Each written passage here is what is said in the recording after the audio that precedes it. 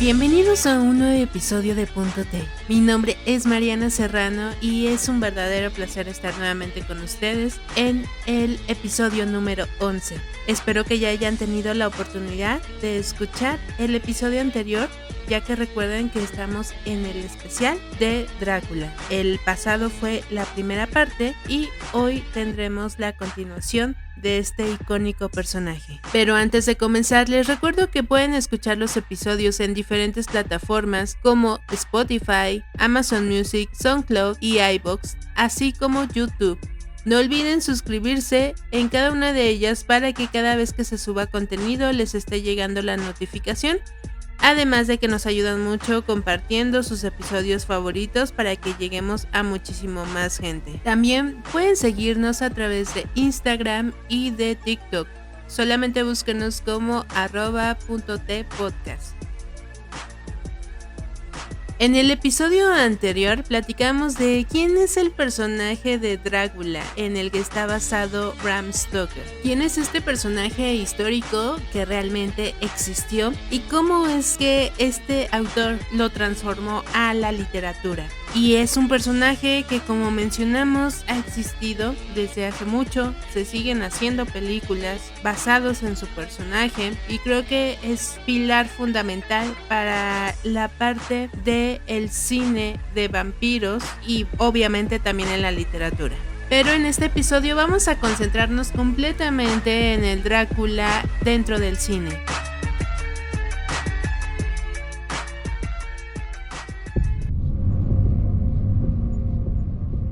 El personaje de Drácula ha aparecido en más de 200 filmes y representa la figura del vampiro en el mundo occidental.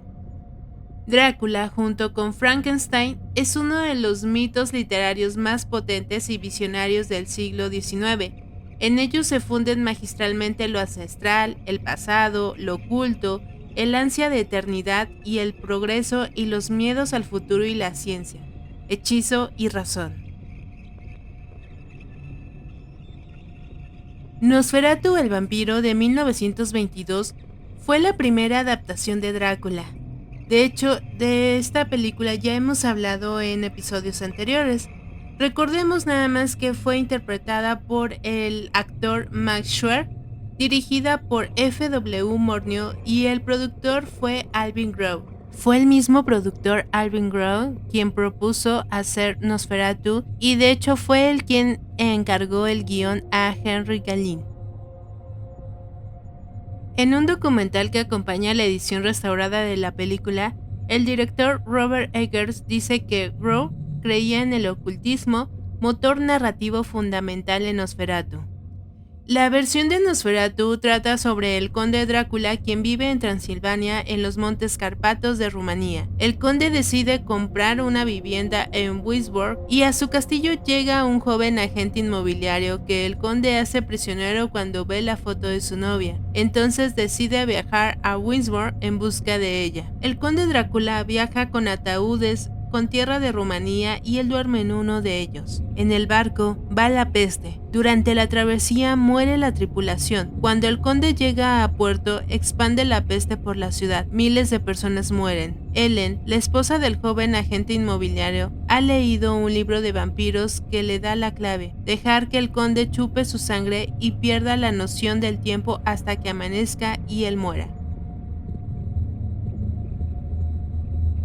Los herederos de Stoker, al ver la película, la demandaron por plagio. Ganaron. La cinta fue retirada, pero alguna se salvó. El personaje, la atmósfera, los planos y la línea narrativa y los supuestos mensajes ocultos, sumados a la propia historia trágica del filme, convirtieron a Nosferatu en una obra de culto para el público y profesionales del cine. Al no disponer de los derechos de la obra de Stoker, tuvo que modificar los nombres de sus protagonistas, así como su aspecto.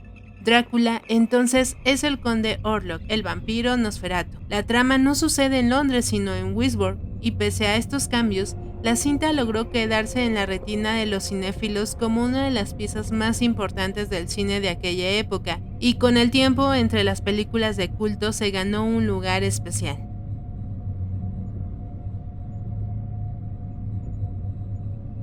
Pasaron cerca de 11 años para que se produjera una nueva adaptación del libro de Stoker.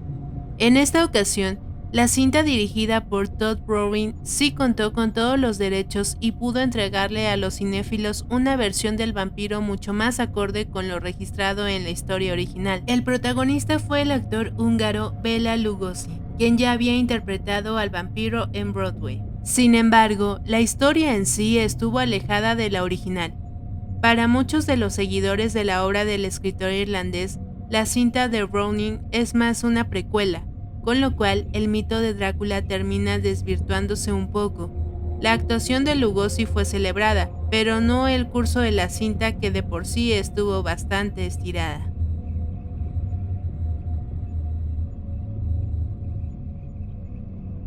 A finales de la década de los 50, los espectadores pudieron apreciar por primera vez una película sobre Drácula a full color y mucho más fiel al relato original. Los encargados de encarnar al vampiro y al profesor Van Helsing fueron Christopher Lee y Peter Cushing. Sus interpretaciones fueron tan buenas que a día de hoy la cinta sigue siendo una de las mejores en toda la historia del cine. Sumando al trabajo actoral, el erotismo y lo explícito en su narrativa, hacen de esta película dirigida por Terence Fisher una pieza imprescindible para cualquier cinéfilo. Si ustedes ya han visto alguna de estas películas que les mencioné, podrán darse cuenta que efectivamente es muy clásico, ya sea la versión de Nosferatu, que también recordemos que Nosferatu fue dentro del cine silent, entonces nos da una ambientación completamente diferente y además estaba el expresionismo alemán, entonces todo era muy marcado. Las que surgieron después,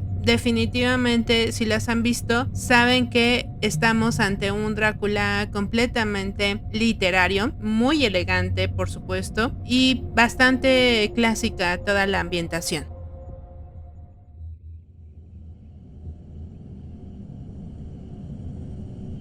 Ahora me gustaría que nos concentráramos un poco más en las películas posteriores, las de los 90s en adelante, para ser más específicos. Vamos a comenzar por supuesto con la majestuosa película de 1992, Drácula, de Bram Stoker. Y sí, así como lo oyen, esta película incluye el nombre del autor de la obra literaria. Por supuesto no es algo muy común, pero con este personaje cada nuevo intento por abordarle supone una mejora respecto a la versión anterior. Si el papel de Lee fue bueno y la dirección de Fisher más que meritoria, lo hecho por Francis Ford Coppola y Gary Oldman no tiene nada que envidiarles. Esta es una de las mejores adaptaciones al cine que se han hecho de la obra de Stoker. El elenco, lejos de ser pretencioso, reunió a grandes figuras de la actuación en aquellos años, tales como Sir Anthony Hopkins, Keanu Reeves y por supuesto Winona Ryder. El resultado fue simplemente sublime.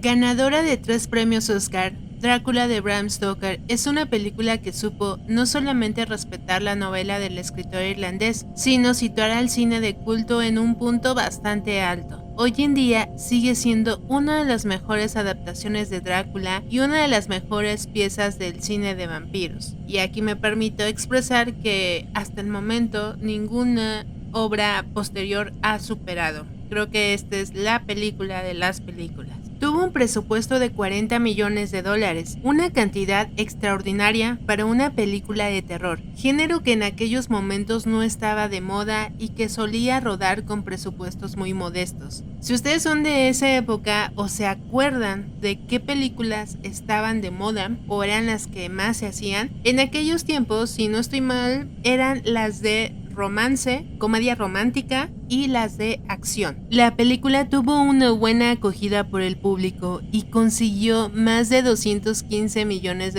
en todo el mundo, hecho que significó el retorno al éxito de Francis Ford Coppola y de su productora cinematográfica American Zoetrope. Se rumoreaba mucho acerca de que Coppola, además de dirigir la película, también sería el encargado de adaptar la novela a su guión cinematográfico, pero finalmente los productores le cedieron la tarea a James Hart, ya que llevaba bastante tiempo trabajando con una adaptación de la novela original. Los productores habían pensado en otros directores de géneros de terror como William Friedkin o John Carpenter, pero finalmente optaron por Coppola. Muchos de los productores dudaban acerca de si Coppola cumpliría las expectativas, ya que últimamente este director sufría múltiples problemas financieros debido a desastres cinematográficos. Había dirigido películas de gran costo pero escasa recaudación, como El Padrino 3 o Apocalypse Now. Pero Coppola esta vez se fijó más en bienes creativos que económicos y puso todo su empeño en hacer innovaciones que nunca se habían hecho. Y finalmente no solo cumplió los requisitos de la película, sino que hizo que fuese una de las películas más taquilleras del año. Hay que sumar también que fue una de las películas que salvaría al director de su crisis tanto económica como profesional, haciendo que Coppola recuperara su prestigio perdido en el mundo del cine. La banda sonora original estaba compuesta por el compositor polaco Wojciech Kilar, que conocería a Coppola en uno de sus conciertos en Francia y al que ofrecería un debut en los Estados Unidos componiendo la música de esta película. Su música estuvo a punto de ser propuesta como candidata al Oscar, pero por determinaciones desconocidas de los productores no querían que la música de Kilar fuera seleccionada. El tema principal de la película, Love Song for a Vampire, Canción de amor para un vampiro, fue escrita por Annie Lennox, que juntándola con el trabajo de Kilar, saldría al mercado en un disco con la banda sonora y los temas interpretados por Lennox. Este disco cosechó un gran éxito en los Estados Unidos y también en gran parte de Europa, especialmente en Polonia, con la razón de que era el debut de un compositor polaco en el cine estadounidense. La música se caracteriza por su dramatismo y su capacidad para evocar una sensación de misterio y horror, utilizando una combinación de instrumentación orquestal y coros poderosos. Kilar crea una partitura que refleja a la perfección la dualidad entre el romance y la oscuridad que definen a la historia del Conde Drácula.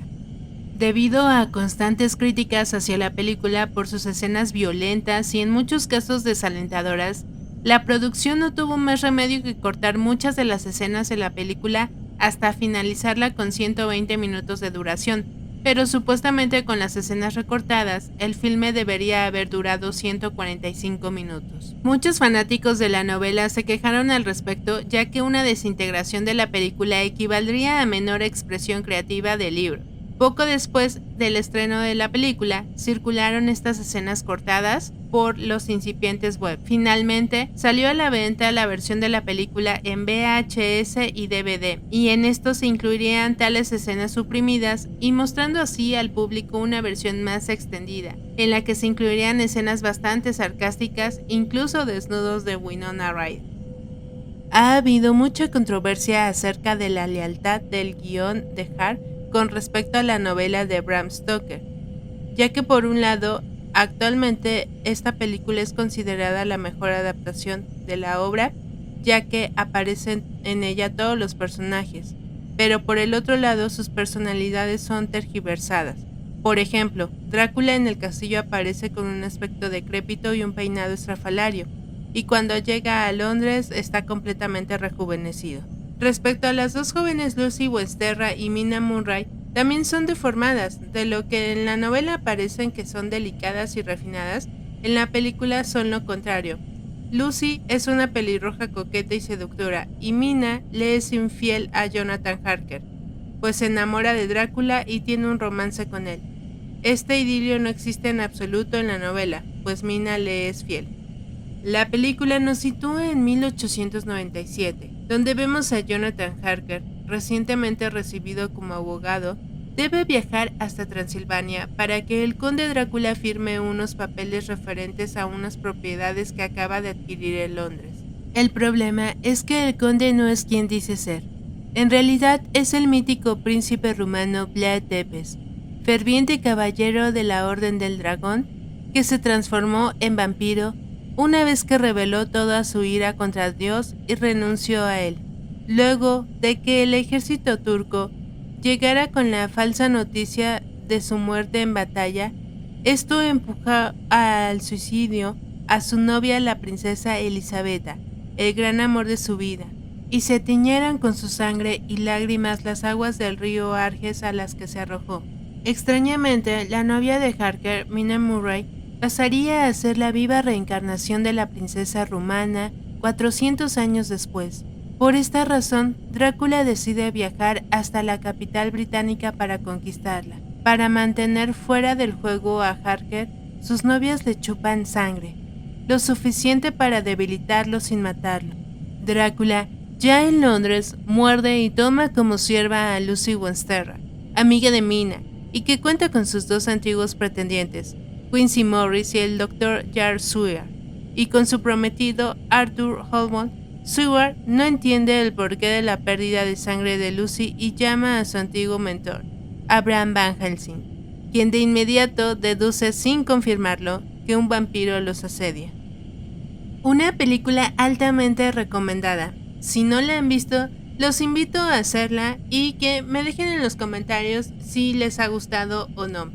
Sobre todo para aquellos que ya leyeron el libro y bueno, ahora vayan a ver la versión cinematográfica. De mi parte, lo que yo más rescato es la fotografía de esta película. Parecen escenas de pintura. Hace no mucho yo tuve la oportunidad de verla en cine y de verdad se aprecia bastante. Por ahí si hacen algún otro reestreno, pues igual los invito a que si tienen la oportunidad de verla en pantalla grande, es una experiencia diferente a verla desde acá. En cuanto a la historia, pues sí, definitivamente aquí le cambiaron en comparación a la novela, pero creo que justamente eso es lo que tuvo el gancho con el público, que es el romance entre Mina y Drácula. Creo que hubiera sido un poco diferente, no hubiera llamado tanto la atención si lo hubieran hecho completamente fiel a el libro. Pero ustedes qué piensan? Esta es una película que ya podemos denominar un clásico dentro del cine y que ahí va a permanecer como un referente. Si llegan a hacer más adelante algo parecido, sin duda vamos a comparar con esta gran película.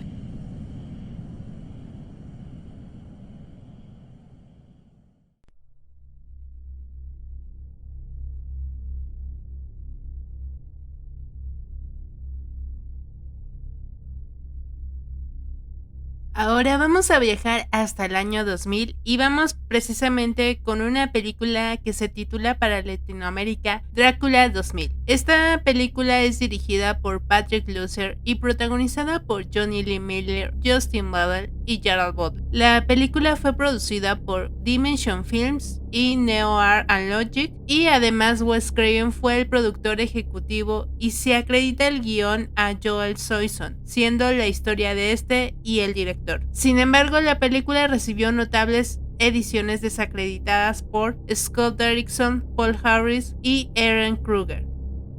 La canción del grupo banda estadounidense Pantera llamada Avoid the Light, así como también una canción llamada Metro del grupo System of a Down, forman parte de la banda sonora de la película. La película comienza cuando en 1897 el barco Demeter es masacrado durante la noche y este naufraga en las costas de Inglaterra. De ahí se ve a un hombre misterioso caminando por las calles de Londres. Más adelante se revelará que el asesino es capturado y aparentemente muerto por un grupo al mando de Abraham Van Helsing, quien es interpretado por Christopher Plummer, quienes guardan el cadáver en un ataúd de plata.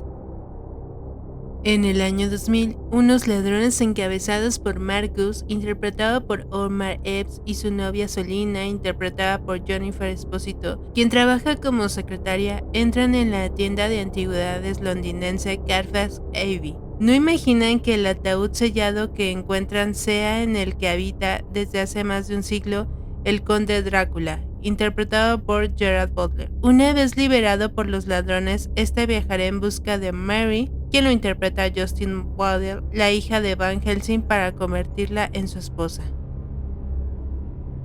No sé si ustedes ya han visto esta película, fue una que la pasaban mucho en televisión abierta, si son de México la pasaban en el canal 7 y a mí en lo personal me gusta mucho, pero recibió muy malas críticas cuando salió. De hecho, estaba revisando algunos foros para buscar como qué críticas o comentarios tuvo y la mayoría concuerdan en que fue una película típica para adolescentes que maneja muchos clichés acerca de los vampiros, pero a mí algo en específico que me gustó de esta cinta.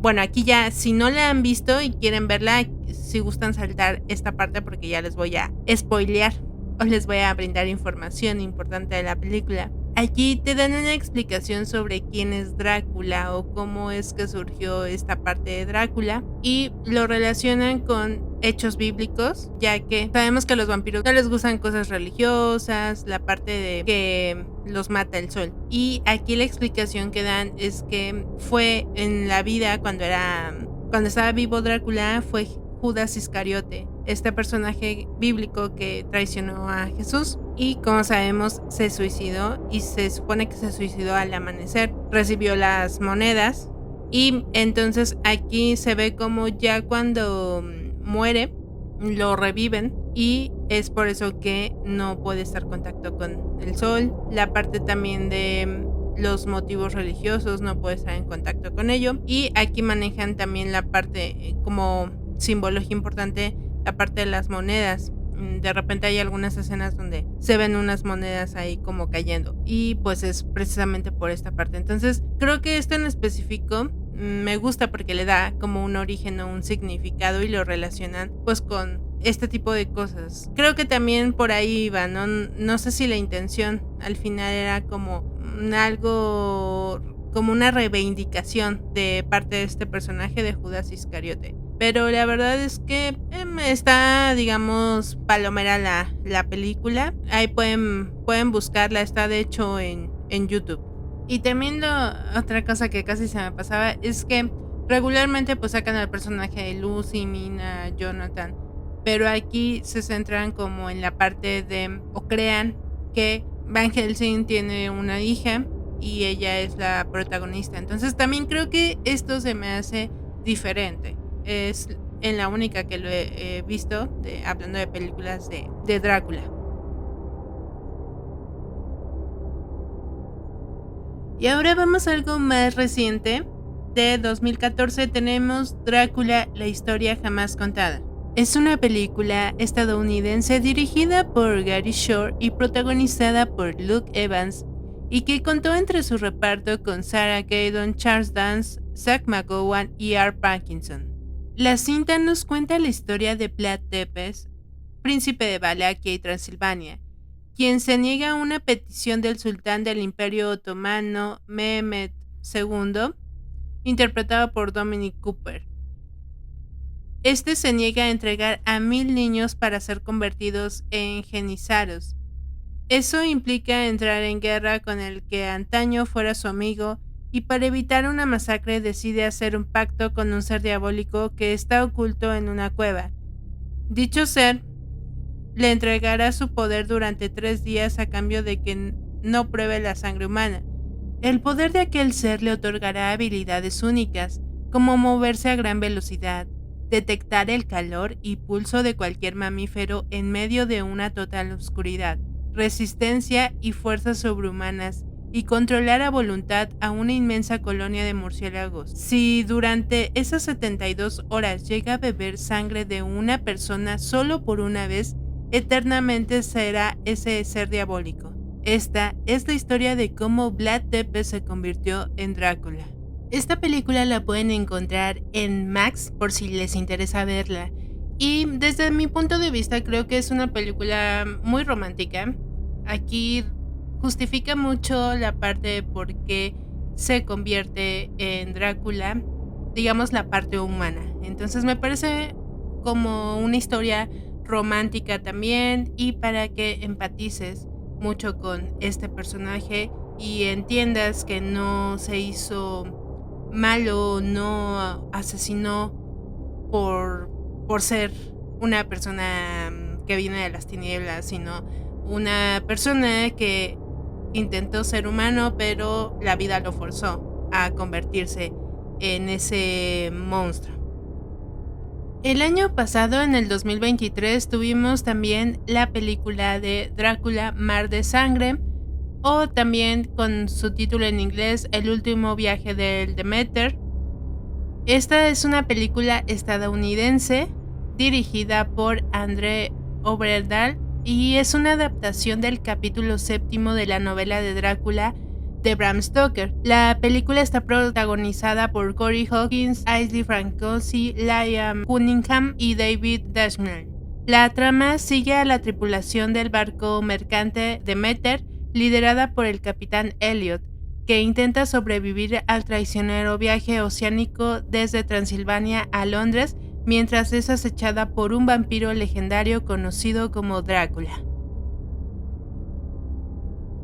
La planificación de la adaptación cinematográfica comenzó cuando Shute Jr. escribió el guión inicial, esto cuando conoció a un colega que trabajó en Drácula de Bram Stoker, pero no llegó a buen término, languideciendo en el infierno del desarrollo durante más de 2 décadas. Después de que Amblin Patterns obtuviera los derechos en octubre de 2019, se anunció que Oberthal dirigiría la película. Los miembros principales del elenco se confirmaron en 2021. El rodaje comenzó el 30 de junio, también del 2021, en Berlín. Continuó en Malta y finalizó el 1 de octubre de ese mismo año. Algunas de las escenas de la película también se grabaron en la ciudad fortaleza de Vilna. Thomas Newman fue inicialmente contratado para componer la banda sonora de la película, pero posteriormente fue reemplazado por Vic McCreary debido a problemas de agenda. La película se estrenó en cines en los Estados Unidos el 11 de agosto de 2023 por Universal Pictures. Recibió críticas mixtas de la prensa especializada y apenas recaudó poco más de 21 millones en todo el mundo, con un presupuesto de $45 millones, lo que la convirtió en un gran fracaso de taquilla. La película se centra en el capítulo 7 de la novela de Drácula de Bram Stoker, en donde las anotaciones del diario del capitán relatan el viaje de la goleta rusa Demeter desde Varna, Bulgaria, lugar donde recogen un curioso cargamento privado, 24 extrañas y pesadas cajas de madera que deben entregar en Londres. Al principio, el viaje parece normal, pero las cosas rápidamente toman un giro siniestro. Primero se ve a un hombre extraño a bordo. Luego los miembros de la tripulación comienzan a desaparecer. Cuando finalmente el buque llega cerca del puerto inglés de Whitby, está totalmente en ruinas y no hay rastro de tripulación. Esta película efectivamente pasó, podemos decirlo, sin pena ni gloria. Realmente tuvo muy poca audiencia, creo que casi nadie notó de la existencia de esta película, al menos aquí en México. Pero me parece que es una película bastante completa, muy bien realizada, la historia, y que cuenta esta parte de qué fue lo que ocurrió en el viaje de Drácula a Londres. Evidentemente Drácula tenía que subsistir, entonces iba a haber muerte en ese viaje. Les recomiendo también que la vean. Esta película la pueden encontrar en la plataforma de Max, al menos para México. Me gustaría hacer un pequeño paréntesis para hablar sobre una película que no se centró como tal en el personaje de Drácula, pero sí en uno de los personajes que se menciona en el libro y que ha tomado mucha relevancia. Me estoy refiriendo al personaje de Abraham Van Helsing, quien ha sido un personaje que podríamos decir que ha quedado como principal o protagonista en el mundo de la cinematografía. Incluso me atrevería a decir que ha sobrepasado el personaje de Jonathan Harker, que fue uno de los principales, tanto que ha tenido su propia película en 2004. Van Helsing, o también conocida como Van Helsing el cazador de monstruos, es una película estadounidense dirigida por Stephen Sommers, cuyo personaje principal está inspirado muy cercanamente en el personaje de la novela de Drácula, el Dr. Abraham Van Helsing. Está protagonizada por Hugh Jackman, Kate Beckinsale, David Wenham, Richard Roxburgh también. En la trama principal, Van Helsing, un establecido y reconocido cazador de monstruos, es asignado a ayudar a una princesa gitana a enfrentar y eliminar al conde Valerius Drácula. Pese a que la película fue recibida negativamente por los críticos especializados de cine, en taquilla fue considerada un éxito modesto, recaudando un estimado de $300 millones. En 1887, en Transilvania, mediante el uso de una revolucionaria ciencia, el doctor Victor Frankenstein trae a la vida a una criatura construida a partir de las partes saqueadas de algunos cadáveres. Los crímenes de Frankenstein terminan por atraer a una iracunda turba que irrumpe en su castillo para lincharlo. En ese momento aparece el conde Drácula, quien espera utilizar a la creación del doctor para su beneficio, revelando que esa fue su motivación principal para ayudarlo. Comprendiendo muy tarde el engaño del que fue víctima y siendo traicionado por su asistente Igor, Frankenstein es drenado por el vampiro. No obstante, la criatura se libera y noquea temporalmente al conde para huir con el cuerpo de su padre. Por una confusión provocada por Igor, la turba persigue a la criatura hasta un molino de viento al cual incineran hasta que el monstruo cuestiona lo ocurrido delante de la ahora impactada multitud. Aunque Drácula intenta auxiliarlo junto a sus novias, el molino colapsa por el incendio, presuntamente acabando con el experimento de Frankenstein. Y así es como se lograron conjuntar dos clásicos de la literatura, Drácula y Frankenstein, lo cual me parece bastante ingenioso. Aunque no estamos ante una película muy profunda y en donde Drácula se convierte en un personaje secundario, podemos decir que esta también se ha convertido ya en un clásico y que siempre es agradable encontrarse con ella y el Van Helsing al estilo Indiana Jones muy joven. De hecho, normalmente el Dr. Van Helsing en su mayoría lo hemos visto como un personaje de edad avanzada, pero aquí Hugh Jackman lo convierte en todo un héroe enamorado. Esta cinta en México la pueden encontrar en plataformas de Netflix y Amazon Prime. Y no sé si les gustaría que más adelante hiciéramos también un especial de este personaje. En cuanto a películas, tiene, si no mal recuerdo, tiene otra película y también tiene una serie. Si les gustaría, ya saben, déjenlo en los comentarios. Y hablando de series, ya para cerrar este episodio, vamos a hablar sobre Drácula, la miniserie. Esta fue desarrollada por Max Gatiss y Steven Moffat, basada en la novela homónima del escritor Bram Stoker. La serie consta de 3 episodios y fue emitida y lanzada en PBS One y Netflix.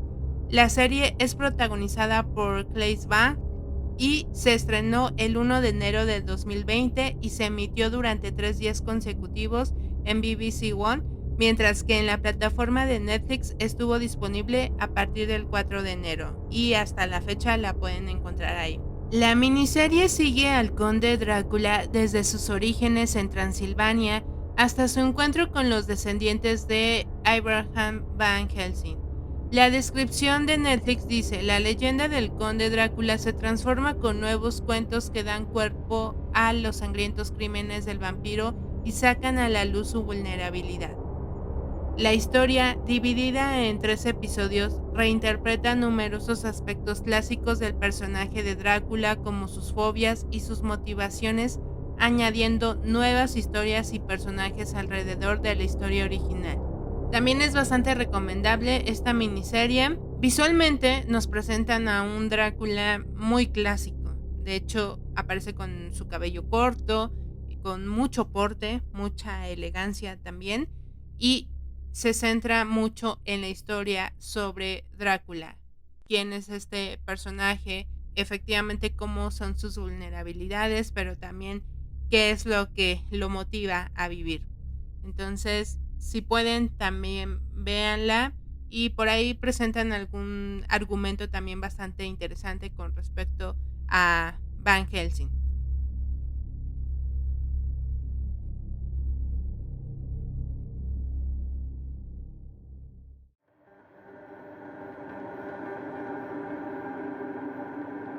Drácula siempre será uno de los personajes representantes del horror, cuya majestuosidad y magnetismo siempre serán un aliciente para envolvernos en el misterio de este personaje, y que es considerado por muchos como el rey de los vampiros.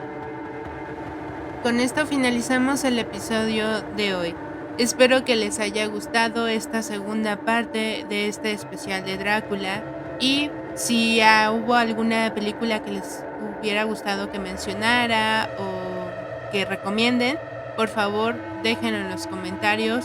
También si hay alguna otra recomendación, no nada más de Drácula, sino en general, del cine de terror u horror, pues por favor déjenoslos para estar haciendo crecer esta comunidad. Por supuesto, no olviden suscribirse, seguirnos, compartir este y otros episodios para que lleguemos a mucho más gente. Fue un placer estar con ustedes en el momento en el que hayan elegido escuchar el episodio de Punto T. Mi nombre es Mariana Serrano y que tengan dulces y macabras pesadillas. Hasta la próxima.